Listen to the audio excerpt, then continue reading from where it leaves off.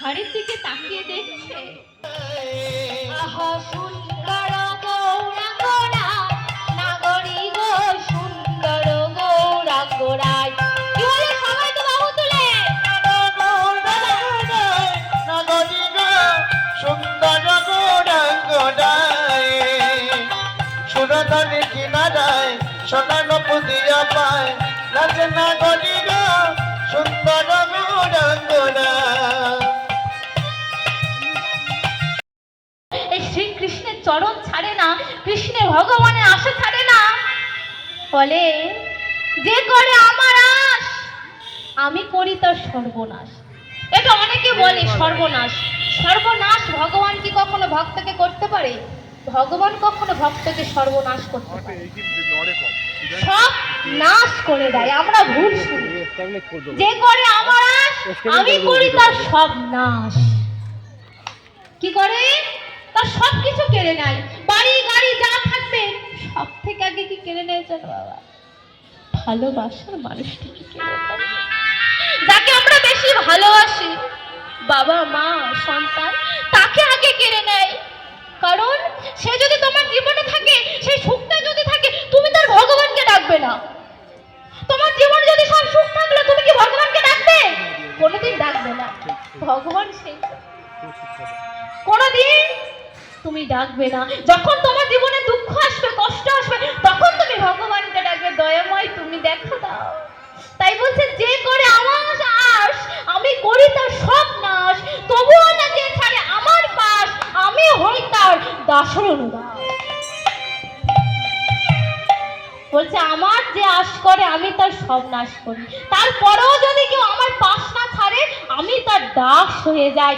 ভগবান ভক্তের দাস হয়ে যায়, ভগবানও ভক্তের দাস হয়ে যায়। তাই বলি কৃষ্ণ ভক্ত যদি হতে চাও একটু সাবধান।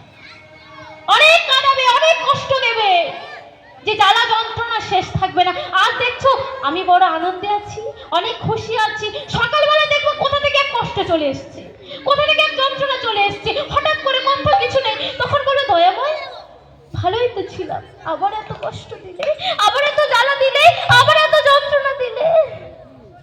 ঠিক ওই মায়েরও ছোট্ট কপাল হয়েছে, 6 মাস হয়েছে, মুখে ভাত হয়েছে, মুখে ভাতের দিনে হঠাৎ করে বাবার হার্ট অ্যাটাক করে বাবাটা মারা যায়।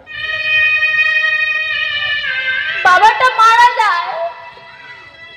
মাটা বলে স্বামী তুমি চলে গেলে আমার সন্তানটাকে আমি মানুষ করবো কি করে?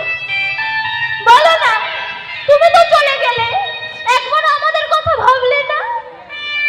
আমি কি করে বাঁচবো তোমাকে ছাড়া? আমার সন্তানটা কি করে বাবাকে ছাড়া বাঁচবে? এই পৃথিবীতে একটা নারীর সব থেকে বড় কাছের মানুষ কে হয় জানো? তার স্বামী। যত দুঃখ কষ্ট হয়, সংসারে জ্বালা যন্ত্রণা হয়, সবার আগে কিন্তু স্বামীকে জানাই, কাউকে কিন্তু জানাতে যায় না। সবার আগে স্বামী একটা নারীর আপন হয়। আর সেই স্বামী যদি না যে নারীকে বোঝে, তার মতো দুঃখী এই পৃথিবীতে কেউ নেই। একটা সংসারে যতই স্বামী শাশুড়ি ভালো হোক, শ্বশুর ভালো হোক, ননদ ভালো হোক, তাতে কিছু লাভ নেই যদি না স্বামী ভালো হয়। স্বামীটা আগে ভালো হতে হবে, তারপর যে যাই করুক একসাথে থাকা যাবে। এটাই হলো নিয়ম। দক্ষী মা বলছে স্বামী আমাকে ছেড়ে তুমি চলে গেলে, আমি কি করে তোমাকে ছেড়ে থাকবো? কি করে ছোট্ট গোপালকে মানুষ করবো? বলো না, বলো না। যা হোক করে সে স্বামীর সৎ কাজ করলো।